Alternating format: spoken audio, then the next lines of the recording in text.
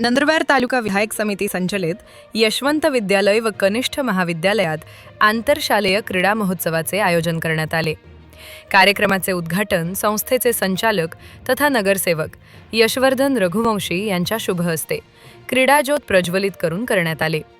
यावेळी प्रमुख अतिथी म्हणून प्राचार्य पुष्पेंद्र रघुवंशी, शारदा प्राथमिक विद्या मंदिराचे मुख्याध्यापक सुनील पाटील, पर्यवेक्षक व्ही.एस. पाटील, प्राडी.एस. नाईक, क्रीडा शिक्षक डॉक्टर मयूर ठाकरे, रामप्रसाद पाटील, प्रवीण मोरे, नगरसेवक सोनिया पाडवी, मंगला मारी, स्मिता दिघे, प्राध्यापक आरती तवर, प्राध्यापक राजेंद्र शेवाळे, प्राध्यापक एन.एस. पाटील, प्राध्यापक शैलेंद्र पाटील, प्राध्यापक पंकज पाटील आदी उपस्थित होते।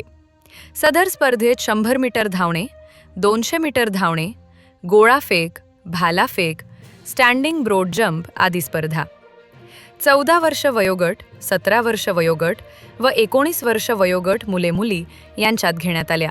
यावेळी मार्गदर्शन करताना यशवर्धन रघुवंशी यांनी स्पर्धेच्या युगात खेळालाही अनन्यसाधारण महत्त्व आहे व खेळाच्या माध्यमातून निरोगी शरीरयष्टी आपण कमावू शकतो। शालांतर्गत स्पर्धेतून यश मिळवले तर आपणास शासनाच्या वतीने आयोजित स्पर्धांमध्ये शाळेचे प्रतिनिधित्व करण्याची संधी उपलब्ध होते। यासाठी क्रीडा स्पर्धेत मोठ्या संख्येने सहभागाचे आवाहन श्री यशवर्धन रघुवंशी यांनी केले। विजयी झालेल्या क्रीडापटूंना मान्यवरांच्या हस्ते सन्मानपत्र व मेडल्स देऊन गौरवण्यात आले। या स्पर्धेत जलद धावपटू म्हणून मुलांमध्ये लहान गटात यशराज कोकणी तर मुलींमध्ये पियुषा कोकणी, 17 वर्ष वयोगटात मुलांमध्ये दीपक वळवी, मुलींमध्ये सुष्मिता वळवी व 19 वर्ष वयोगटात मुलांमध्ये गणेश भील तर मुलींमध्ये संगीता ठाकरे यांनी सर्वात जलद धावपटू होण्याचा बहुमान पटकाविला।